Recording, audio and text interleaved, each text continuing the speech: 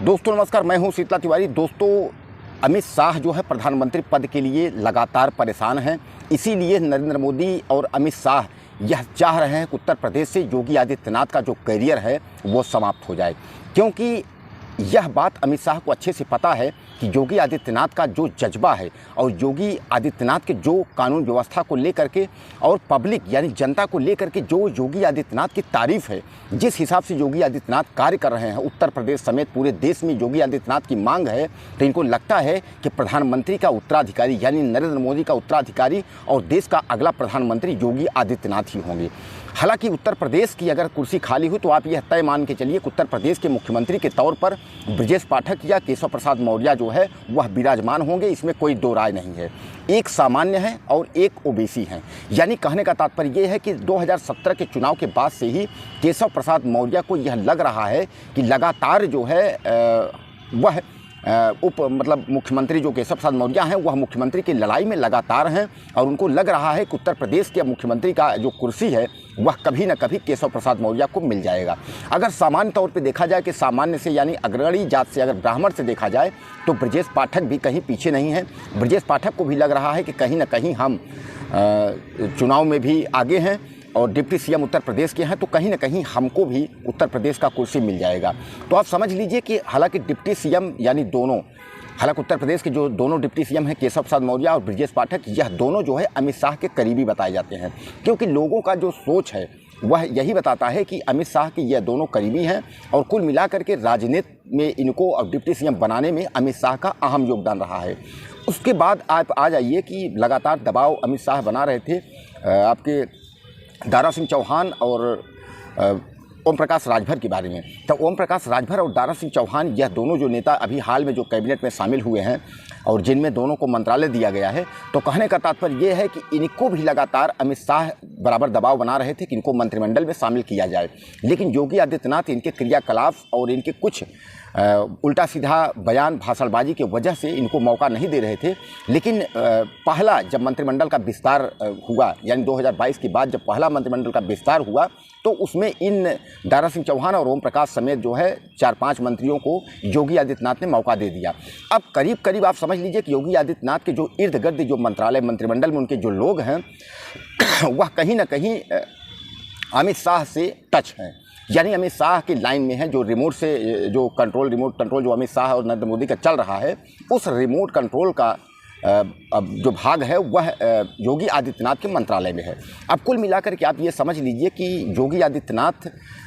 को जो है अगला देश का पीएम के रूप में जो देखा जा रहा है उसमें यही लग रहा है कि अब नरेंद्र मोदी के बाद उत्तराधिकारी अगर कोई होगा तो योगी आदित्यनाथ होंगे। और इसी बात से जो है वो खलबली है अमित शाह को, क्योंकि अमित शाह वह चूक नहीं करना चाहते हैं जो कि चूक आडवाणी और मुरली मनोहर जोशी के द्वारा हुई और उनको मार्गदर्शक मंडल में जाना पड़ा। अमित शाह यह जान रहे हैं कि अगर 2024 के बाद नरेंद्र मोदी के बाद अगर हम प्रधानमंत्री पद की दावेदारी हमको नहीं मिली तो हो सकता है कि उसके बाद भारतीय जनता पार्टी का स्विच खत्म हो जाए और दोबारा हम प्रधानमंत्री पद के दावेदार ना बन पाएँ। इसलिए वह चाहते हैं कि अगर प्रधानमंत्री पद का कोई उत्तराधिकारी या दावेदारी हो वह अमित शाह की हो। लेकिन योगी आदित्यनाथ के इसी वर्चस्व को देखते हुए अमित शाह धीरे धीरे करके और योगी आदित्यनाथ का पैर काटने का काम शुरू कर दिए हैं। उनको ये लग रहा है कि इस चुनाव के आगे या चुनाव के पीछे, हालांकि मैं आपको बता दूं कि योगी आदित्यनाथ जो है वह सबसे 2014 के बाद मुख्यमंत्रियों में सबसे सीनियर मुख्यमंत्री हैं, यानी लिस्ट में सबसे ऊपर नाम है। 7 साल के मुख्यमंत्री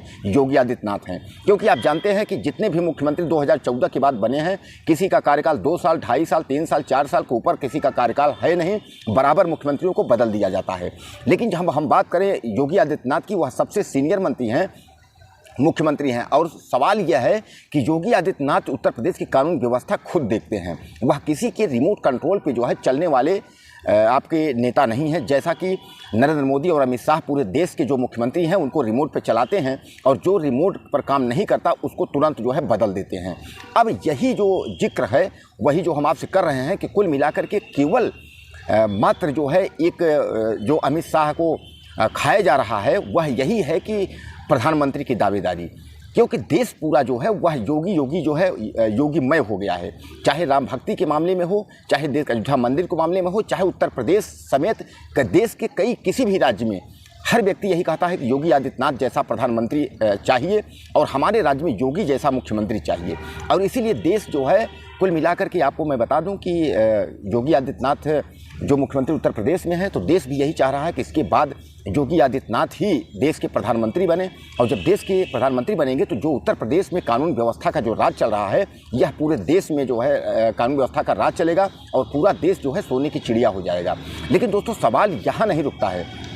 सवाल यहाँ रुकता है कि अगर योगी आदित्यनाथ को अगर छेड़ा तो उत्तर प्रदेश की जो राजनीति है भारतीय जनता पार्टी की वो खत्म हो जाएगी। कारण ये है कि मैं आपको बताऊँ 2024 यानी जनवरी में जो राम मंदिर का निर्माण हुआ था, तो नरेंद्र मोदी को यह लगा था कि अब तो राम मंदिर के नाम पर चुनाव जीता जा सकता है। लेकिन मैं आपको हकीकत बता दूं, उत्तर प्रदेश में राम मंदिर के नाम पर वोट नहीं, अगर उत्तर प्रदेश में वोट ली जा सकती है तो केवल नरेंद्र मोदी के नाम पर। और नरेंद्र मोदी की भक्ति जो है आज भी लोग उनके उत्तर प्रदेश समेत पूरे देश में लोग कर रहे हैं। हालांकि तमाम विपक्ष जहां नरेंद्र मोदी के ऊपर कानून व्यवस्था और तमाम उनके बुलडोजर पे सवाल उठाता है, वहीं जो राज्य के रहने वाले जो लोग हैं और देश के रहने वाले प्रदेश के लोग हैं, वह अपने आप को सुखमय महसूस कर रहे हैं। उनको लग रहा है कि योगी आदित्यनाथ जैसा नेता न हुआ न होगा। इसीलिए योगी आदित्यनाथ की बराबर चर्चा जो है देश के प्रधानमंत्री के रूप में हो रही है। अब हालांकि योगी आदित्यनाथ को लेकर के जो अमित शाह है यह बराबर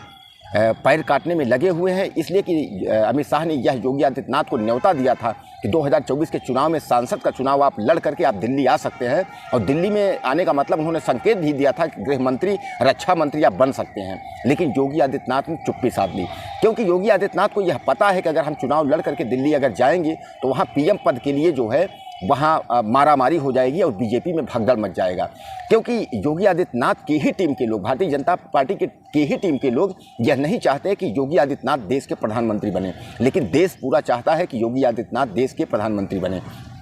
अब दोस्तों कहने का बात यह है कि जो अमित शाह की जो भूमिका इस समय चल रही है, जो रिमोट से जो सारे मुख्यमंत्री काम कर रहे हैं, तो अब कहीं ना कहीं अमित शाह के रास्ते पे धीरे धीरे नरेंद्र मोदी भी चलने लगे। अब नरेंद्र मोदी अपने आप को असहज महसूस जो कर रहे हैं नरेंद्र मोदी को लेकर के, इसलिए उनको लगता है कि हम जो कह रहे हैं वो नरेंद्र मोदी नहीं कर रहे हैं। और यह हकीकत है कि उत्तर प्रदेश में नरेंद्र मोदी जो कह रहे हैं वह योगी आदित्यनाथ नहीं कर रहे हैं, और योगी आदित्यनाथ वही करते हैं जो उनका दिल कहता है। वह अपनी कानून व्यवस्था को, अपने प्रदेश को देखते हुए और उनको जो दिल में आता है वह खुद अपना निर्णय खुद लेते हैं। और इसीलिए इसमें उत्तर प्रदेश में जो कानून का राज है वो बहुत ज़बरदस्त है। अपराधियों, माफियाओं की जो मिट्टी में मिलाने का कार्य है वह भी जारी है, और तमाम जो शूटर और जिला के जो क्राइम करने वाले जो अपराधी थे वह इसमें या तो जेलों में हैं या तो पुलिस ने उनको दौड़ा करके इनकाउंटर कर दिया। तो कहने का तात्पर्य कानून व्यवस्था में जो है माहिर योगी आदित्यनाथ जो है वह देश के प्रधानमंत्री बनने के लिए तो रेडी हैं, वह बनना भी चाहते हैं। लेकिन समस्या यही है कि जो उनके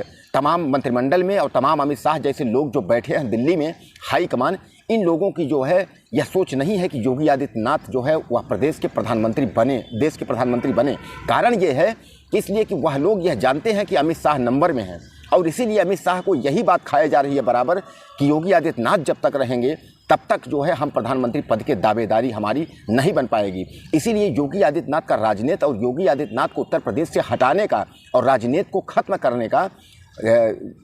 आपके जो है